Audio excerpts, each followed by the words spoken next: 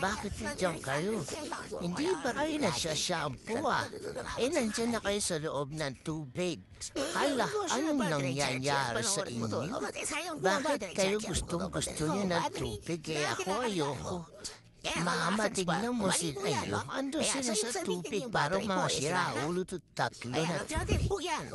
Hoy, ba't ang sama tingin mo dyan sa may tubig na yan? Ano bang meron yung tubig na yan? Ayaw nyo umalis dyan? Ako nga ayoko na nasa tubig kasi takot ako maligo Mama, tignan mo to tatlo na to. Iniinsulto yata ako, mama, kasi kita mo naman yung tubig na yan, ayoko na Pero wala sila shampoo.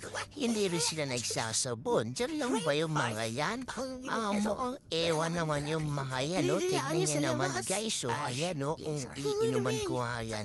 Sarap kaya ng tubig na yan, iinuman natin yan. Kasi baka malulod sila. I'm just helping them. Kasi baka mamaya hindi sila makahinga dyan sa may tubig na yan. Kaya babawasan natin yan hanggang mamaya.